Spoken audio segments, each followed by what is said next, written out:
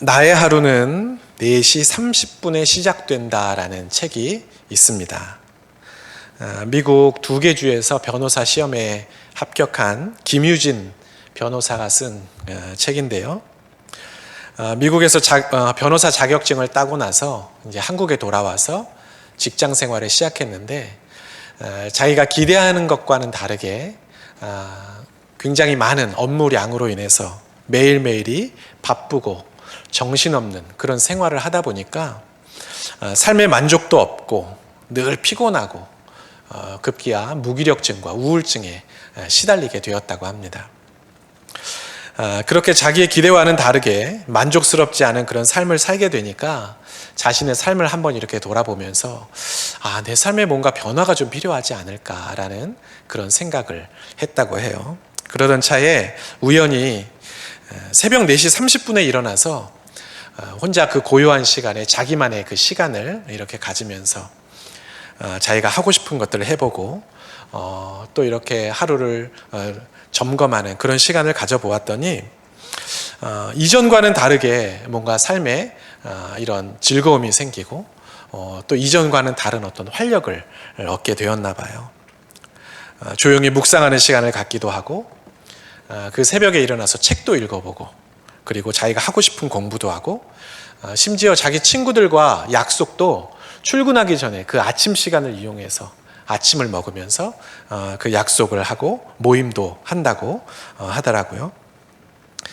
이 변호사가 실제로 세계적으로 성공한 여러 사람들을 이렇게 관찰해 보니까 그분들이 일과가 시작되기 전에 자기만의 시간을 갖는 그런 일들이 많이 있었다고 합니다. 업무와 상관없는 취미 생활을 하기도 하고 또 개인적인 그런 모임을 하면서 삶의 어떤 활력을 다시 한번 그 시간을 통해서 얻는 것이죠. 그녀는 그렇게 자기가 주도하는 그 시간, 자기만의 그 시간을 가진 다음부터 그야말로 삶의 놀라운 변화를 경험했다고 합니다. 이렇게 이른 아침에 일어나서 자기만의 시간을 갖고 하루를 보내는 것, 그것을 요즘 미라클 모닝이라는 그런 말로 표현을 합니다. 여러분, 미라클 모닝이라는 말 들어보신 적 있으세요? 미라클 모닝이란 일과가 시작되기 전에 이른 아침에 일어나서 독서, 또 공부, 운동, 그렇게 자기 개발을 하면서 하루를 시작하는 그것을 미라클 모닝이라고 합니다. 사람마다 일과를 시작하는 시간이 조금씩은 다르죠. 어떤 사람은 새벽 일찍 하루를 시작하는 사람이 있고 또 어떤 사람은 좀 여유롭게 그렇게 하루를 시작하는 사람이 있는데 어쨌든 언제 하루를 시작하든 대부분의 사람들이 아침에 알람을 맞춰놓고 그 알람 울리는 소리에 허겁지겁 일어나가지고 막 정신없이 씻고 준비하고 아침을 먹는 둥 마는 둥 하고 그렇게 출근을 하면서 하루를 시작합니다. 학생들도 마찬가지로 그렇게 분주하게 하루를 시작을 하죠.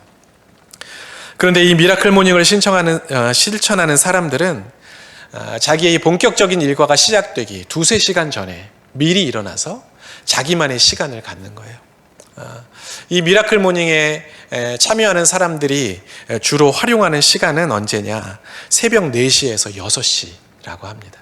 그러니까 새벽 6시에 일어나서 그 고요한 시간에 자기만의 시간, 독서도 하고 공부도 하고 어떤 사람은 학원에 다니기도 하고 어떤 사람은 운동을 하기도 하고 그러면서 자기 자신을 위해서 그렇게 그 시간을 활용하는 것이죠. 제가 매일 새벽에 이렇게 교회에 도착하는 시간이 대략 5시 정도인데 이 앞에 그 사거리에 항상 이렇게 교통신호 때문에 정차해서 이렇게 주변을 한번 이렇게 둘러봅니다. 그런데 이 사거리에 한쪽에 보면 24시간 헬스장이 있어요. 근데 그 헬스장에 새벽 5시인데도 몇몇 젊은 여성들이 그 긴 머리를 막 휘날리면서 러닝머신을 하고 막 운동기구를 하는 걸 제가 간혹 이렇게 봅니다.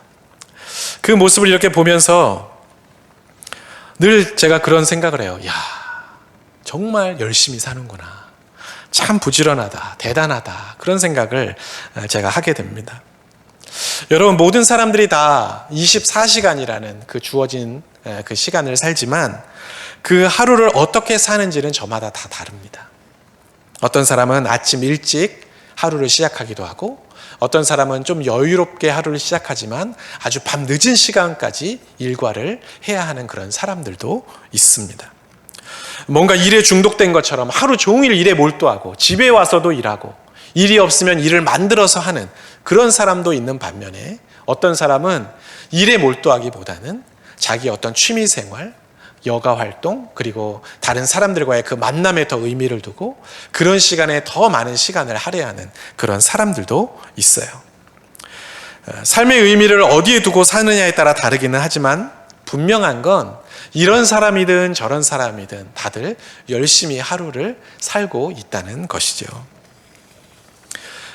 열심히 사는 것, 부지런히 사는 것, 그게 과연 오늘 본문과 무슨 관련이 있길래 저런 이야기를 하고 있을까? 여러분, 오늘 본문을 보면 드디어 하나님께서 애굽에 재앙을 내리시는 장면이 나옵니다. 우리가 아는 바와 같이 하나님께서는 모세에게 바로를 찾아가서 이 히브리 사람들, 이 유대인들을 이 애굽에서 좀 내보내 달라고, 저 광야에 가서 하나님을 섬길 수 있게 우리를 좀 내보내 달라고 이야기하라고 말씀하시죠. 그러나 네가 바로에게 가서 그렇게 요청을 해도 바로의 마음이 완악하기 때문에 바로가 그 요청을 거절할 거라고 말씀하십니다. 그러면서 하나님께서 바로가 그렇게 너의 요청을 거절하면 내가 그 애굽에 재앙을 내릴 것이다 라고까지 하나님께서 미리 말씀을 해 주셨습니다.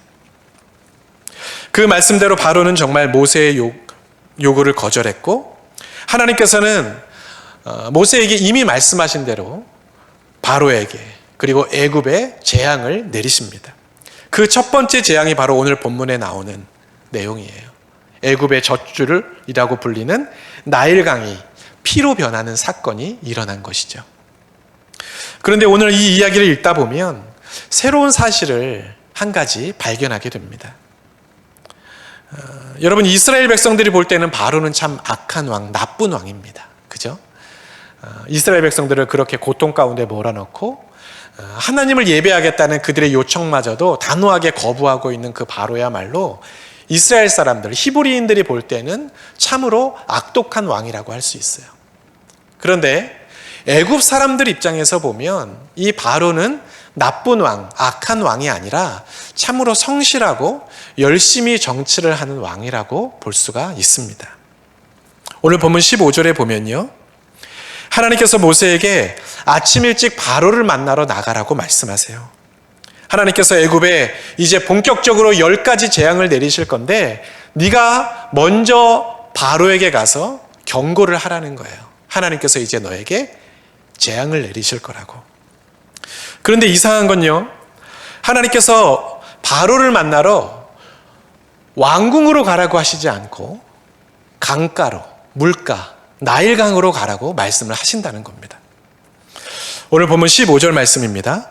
아침에 너는 바로에게로 가라. 보라, 그가 물 있는 곳으로 나오리니 너는 나일강가에 서서 그를 맞으며 그 뱀 되었던 지팡이를 손에 잡고. 여러분, 참 이상하죠? 바로가 애굽의 왕이니까 당연히 그 바로 왕을 만나려면 왕궁으로 가는 게 마땅한데 그 이른 아침에 하나님께서 모세에게 왕궁으로 가지 말고 나일강으로 가서 바로를 만나래요. 바로가 나일강에 있다는 거예요. 도대체 그 왕, 한 나라의 왕인, 그리고 그 당시에 굉장히 강력한 나라였던 그 애굽의 왕인 바로가 그 이른 시간에 뭐하러 나일 강가에 오는 것일까? 하찮은 일 때문에 그 많은 수행원들을 데리고 강가에 나오진 않았겠죠. 뭔가 중요한 일이 있으니까 그 아침에 나일강에 나왔을 겁니다. 나중에 뒤에 보면 하나님께서 애굽에 4번째 재앙을 내리실 때에도 모세에게 말씀하세요. 나일강에 가서 바로를 만나라고. 출애굽기 8장 20절 말씀입니다. 여호와께서 모세에게 이르시되 아침에 일찍이 일어나 바로 앞에 서라. 그가 물 있는 곳으로 나오리니 그에게 이르기를 여호와께서 이와 같이 말씀하시기를 내 백성을 보내라. 그러면 그들이 나를 섬길 것이니라. 하나님은 계속 모세에게 나일강에 가서 바로를 만나라고 하세요. 그러니까 바로가 이 아침에 지금 나일강에 갔다는 건 그냥 단순히 뭐 산책하러 갔거나 또는 뭐 그냥 한번 구경하러 가려고 이번에 우연히 나일강에 나온 것이 아니라 뭔가 정기적으로 규칙적으로 나일강에 아침마다 나왔다는 것을 우리는 추측할 수가 있습니다. 도대체 바로는 왜 그렇게 이른 아침에 나일강에 나왔던 것일까? 애굽의 왕이었던 바로가 그 아침에 피곤함을 무릅쓰고 나일강가에 나왔던 이유는 그들이 믿고 있던 나일강의 그 신에게 제사를 드리기 위해서였습니다.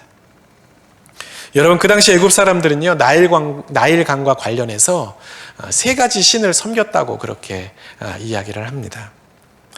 하피라는 신과 오시리스라는 신과 크눔이라는 그런 신이 있는데, 이 신들은 나일강이 범람하게도 만들고 나일강이 범람하지 않게도 만드는, 말하자면 나일강을 주관하는 신들이에요.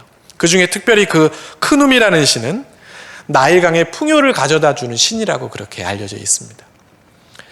바로는 아침마다 그 나일강에 가서 나일강의 신에게 제사를 드리면서 이 강이 범람하지 않게 해달라고, 그리고 이 나일강의 이 물줄기를 통해서 이 애굽의 온 땅이 비옥한 땅이 되어서 많은 양식을 거둘 수 있는, 그래서 이 나라가 풍요롭고 번성한 땅이 되기를 아침마다 그렇게 기도했던 거예요. 그러니까 매일 아침 바로가 나일강으로 갔던 건 단순히 자기의 취미생활, 즐거움 때문이 아니라 어떻게 보면 한 나라의 왕으로서 자기에게 주어진 일, 자기가 해야 할 일을 굉장히 열심히 했던 것이라고 우리는 그렇게 생각할 수가 있습니다. 그런 의미에서 보면 바로가 아침마다 이렇게 열심을 내서 그 신에게 제사를 드린 게 나름 어느 정도는 성과가 있었다고 볼 수 있어요. 당시 애굽이 그 주변 나라들보다 훨씬 강력한 나라였고, 또 나일강이 만들어준 그 비옥한 땅에서 그들은 가뭄 없이 많은 곡식들을 추수하고 배불리 먹으면서 그렇게 풍요롭고 번성한 나라를 이룬 것을 보면 아마도 바로뿐만 아니라 그 당시 애굽 사람들 또한 그런 생각을 했을 거예요. 야, 우리가 그렇게 열심히 나일강 신을 섬겼더니 이렇게 우리에게 복을 주는구나.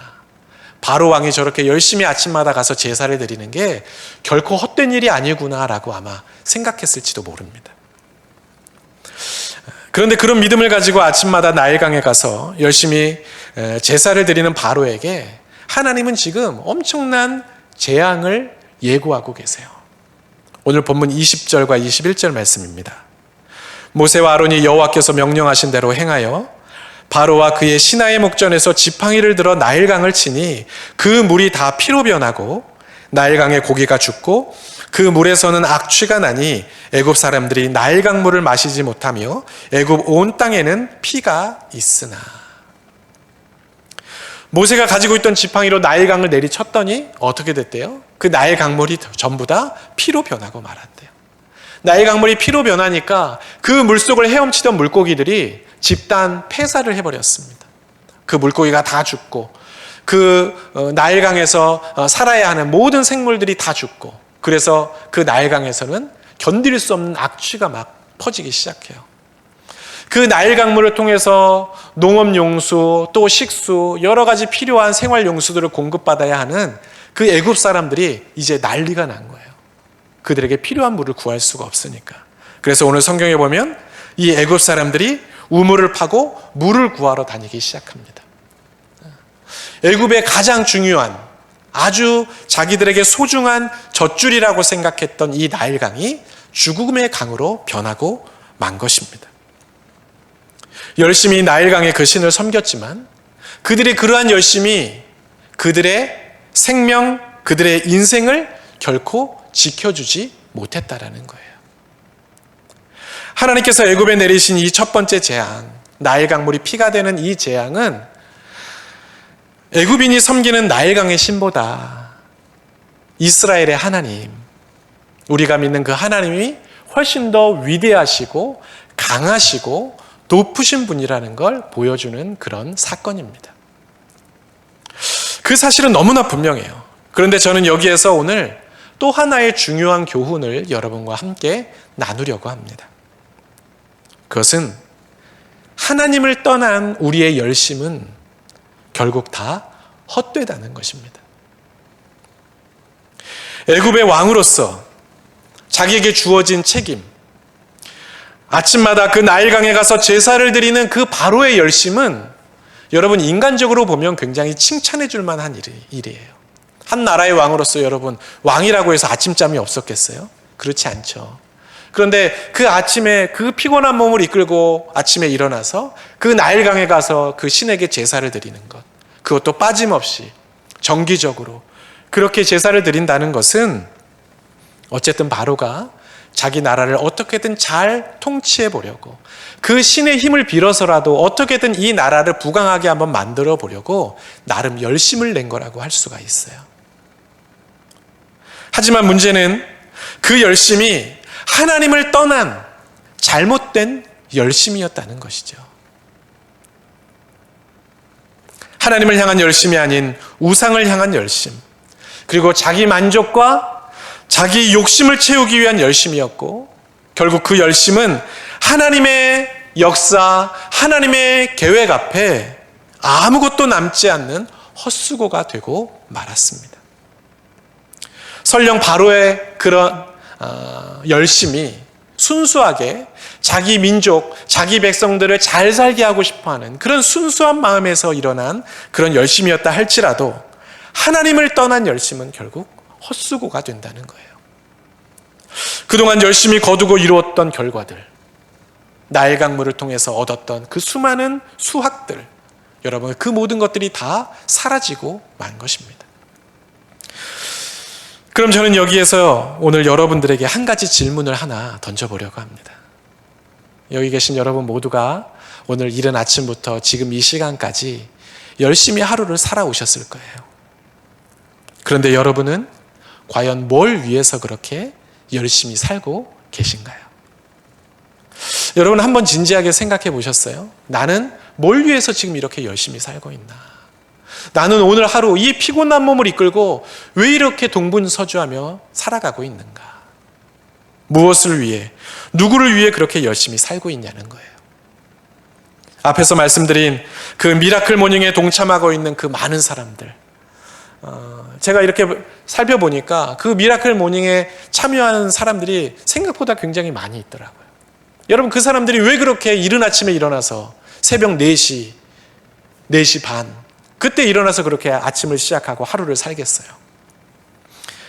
어떤 사람은 자기의 건강을 위해서, 자기의 실력을 쌓기 위해서, 그리고 어떤 사람은 자기 개발, 자기의 내면의 행복을 위해서 그런 시간을 가지려고 하겠죠. 물론 그 중에는 더 열심히 공부하고 실력을 쌓아서 더 성공해야지, 더 높은 자리에 올라야지, 더 많은 돈을 벌어야지, 그런 이기적인 목적을 가진 사람도 분명히 있을 거예요. 그러나 어쨌든 그들 모두가 다 열심히 하루를 살고 있다는 것은 분명하죠. 그들처럼 미라클 모닝에 동참하지 않았어도 이 세상을 사는 대부분의 사람들은 참 부지런히 열심히 하루를 살아갑니다. 제가 가끔 지하철 첫차를 탈 때가 있어요. 지하철 첫차를 타보면요, 생각보다 사람이 굉장히 많아요. 앉을 자리가 없이 그렇게 사람이 많아요. 그 새벽에 출근을 하는 거예요. 또 어떤 학생들은 공부를 하려고 학원에 가는 학생들도 있어요. 뭐 남녀노소 가릴 것 없이 많아요. 젊은 학생들도 있고 나이 지긋한 어르신들도 있고 굉장히 많은 사람들이 그 지하철 안에 있습니다. 밤늦게 집에 갈 때면 많은 빌딩들에 여전히 불이 환하게 켜져 있어요. 그 안에서 누군가는 또 열심히 일을 하고 있겠죠. 거리에는 수많은 매장들이 운영이 되고 있습니다. 도로에는 배달 오토바이들이 얼마나 많이 지나다니는지 몰라요, 밤중에도. 그리고 어떤 학원이나 이런 데 근처를 이렇게 지나다 보면 그 늦은 시간에 학원에서 나오는 아이들, 그 아이들을 또 집에 데려가려고 기다리고 있는 부모들도 굉장히 많이 있습니다. 새벽 시장, 도서관, 여러분 살펴보면 너무나 많은 사람들이 바쁘고 분주하게 열심히 하루하루를 살아가고 있습니다. 뭘 위해서, 누구를 위해서 그렇게 살고 있을까요? 구체적인 목표는 저마다 다르겠지만 궁극적으로는 자신의 행복 그리고 자기 삶의 어떤 풍요나 번영을 위한 것이라고 저는 그렇게 생각을 합니다. 그리고 얼마나 열심히 사느냐에 따라 실제로 어느 정도 보상이 주어지죠. 우리가 흔한 말로 뭐 투잡, 쓰리잡 이렇게 쉬지 않고 열심히 일하는 사람들 보면 그래도 한 직장에 다니는 사람보다는 그래도 나름 돈을 조금은 더 벌 수가 있어요. 매일마다 규칙적으로 운동하는 사람은 약했던 체력이 조금씩 강해지는 걸 느낄 수 있고 나왔던 배가 조금씩 들어가고, 그죠? 어느 정도 건강을 유지할 수가 있습니다. 시간을 내서 공부를 하고 아침에 일찍 일어나서 독서를 하면 자기의 어떤 실력이나 또 자기의 지식이 점점점 쌓여져 가는 것 같고 자기 마음에도 어떤 만족을 얻을 수가 있습니다. 그렇게 열심히 노력하면 어느 정도의 그 만족과 성과를 그렇게 거둘 수가 있어요.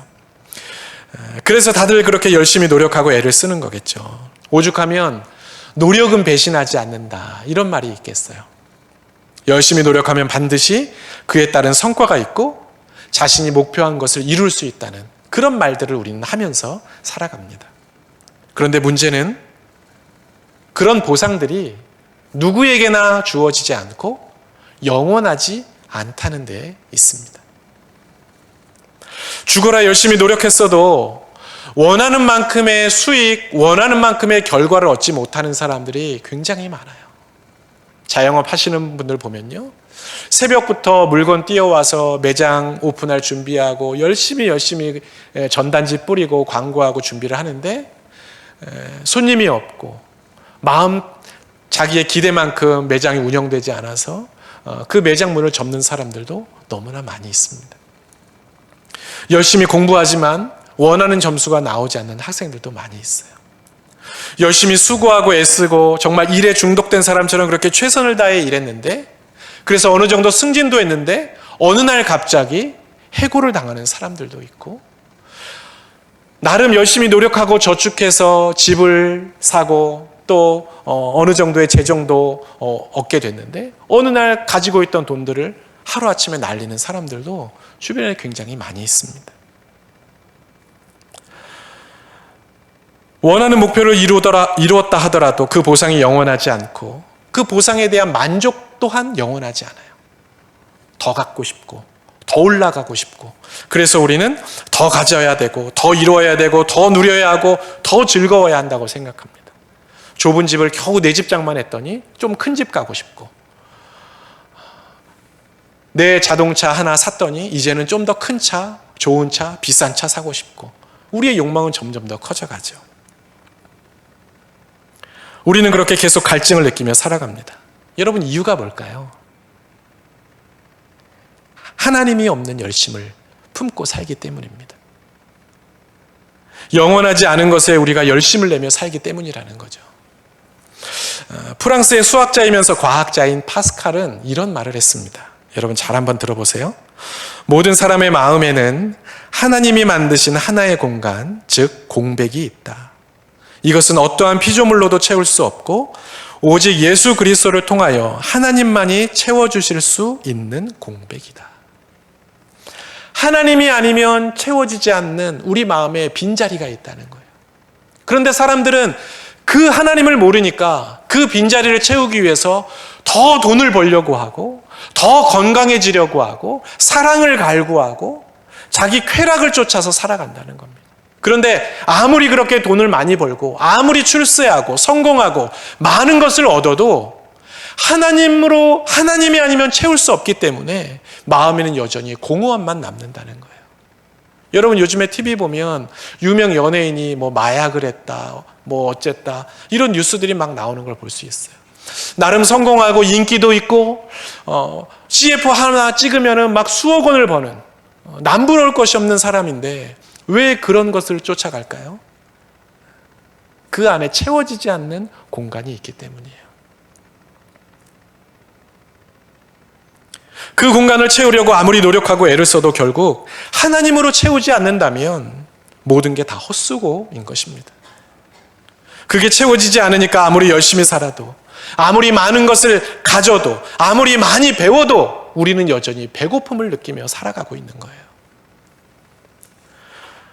전도서에 보면 솔로몬은 해 아래서 하는 우리의 모든 수고와 열심이 다 헛된 것이라고 고백해요. 전도서 1장 2절과 3절 말씀입니다. 전도자가 이르되 헛되고 헛되며 헛되고 헛되니 모든 것이 헛되도다.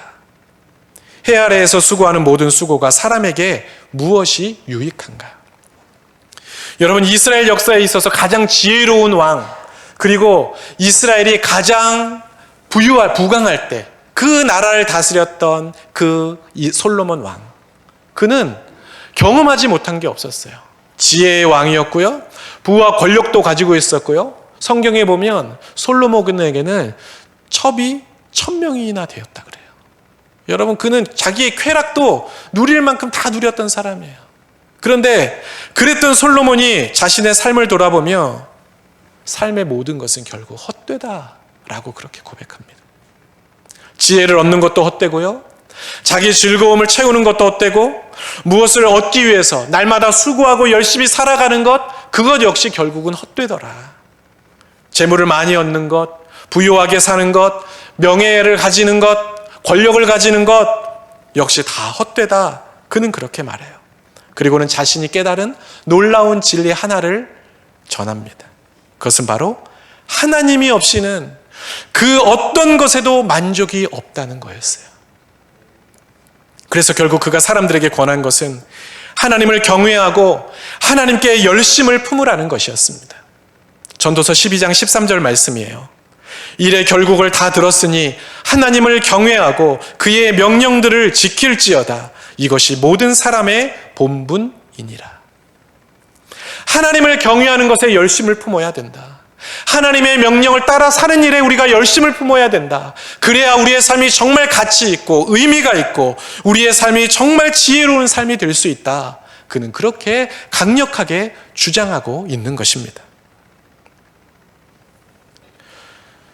미국의 명문대학 중에 하나인 휘튼 대학에 한 학생이 수석으로 졸업을 했습니다.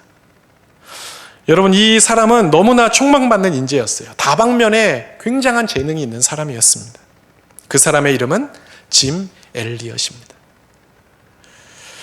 많은 사람들이 이 짐 엘리엇이 학교를 졸업하고 미국 사회와 또 나라를 위해서 뭔가 아주 중대한 일을 할 것이라고 그렇게 다들 기대를 했어요. 그런데 그는 자신의 출세와 성공을 위해 달려가지 않고 한 번도 복음을 듣지 못한 그 미전도 종족에게 가서 나는 복음을 전하겠다고 그렇게 결단을 합니다. 그리고는 동료들과 함께 남미의 아우카 부족에게 복음을 전하러 갔다가 그만 한 번 제대로 복음을 전해보지도 못한 채 그 부족들에게 아주 무참히 살해를 당했습니다. 촉망받던 인재가 정글에 가서 그 미개한 부족에게 말 한마디 건네보지 못하고 너무나 비참한 죽음을 당했다는 그 소식에 미국 사회가 충격에 빠집니다. 그리고 한 언론은 이런 기사까지 썼습니다. 이런 낭비가 어디 있는가? 미국 사회와 나라를 위해 많은 일을 할 수 있었던 그 촉망받는 인재, 원한다면 얼마든지 부와 명예와 출세까지도 거머쥘 수 있었던 그 젊은 사람이 그 어린 나이에 그 부족에게 가서 무참히 죽게 되다니, 너무나 안타까운 상황이라는 것, 너무나 그 삶이 허무하다는 것을 그렇게 표현하고 있는 것이죠. 여러분, 누구라도 그렇게 생각하지 않겠어요? 오늘 이 이야기를 듣는 우리도 너무 안타깝다. 참, 그 사람이 복음 한번 전해보지 못하고 너무 안타깝게 갔구나, 이런 생각을 하게 되잖아요. 그런데 그 기사를 본 짐 엘리엇의 아내 엘리자베스 엘리엇이 그 기사에 대해서 반박을 하면서 자기 남편이 일기장에 쓴 그 내용을 공개를 합니다. 그 일기장에는 이런 문장이 써 있었어요. 영원한 것을 얻기 위해 영원하지 않은 것을 버리는 자는 바보가 아니다. 눈에 보이는 것만 가지고 얼마나 많은 것을 가졌고 얼마나 많은 결과를 이뤘느냐, 그것만 가지고 삶의 가치, 삶의 의미를 평가하는 이 시대 사람들에게 비록 눈에 보이지 않지만 영원한 것, 하나님을 위한 열심, 복음을 위한 열심, 구원을 위한 열심, 하나님의 뜻을 위한 열심, 그 열심을 가지고 살아가는 것은 결코 헛되지 않다고, 그건 낭비가 아니라고, 정말 가치 있는 삶이라고 그는 그렇게 말하고 있는 것입니다. 여러분, 많은 사람들이 분주하게 하루를 살아갑니다. 여러분들이 오늘 예배를 마치고 이제 댁으로 돌아가실 때 보면 그 시간에 퇴근하는 사람들도 있고요, 그 시간에도 열심히 일하는 사람들도 보게 될 거예요. 시간이 없다, 바쁘다는 말을 우리는 달고 살 정도로 그렇게 우리는 매일 열심히 하루를 살아갑니다. 그런 우리에게 오늘 하나님께서는 너희들의 그 열심이 과연 올바른 방향을 향하고 있는지 점검해 보라고 오늘 우리에게 말씀하십니다.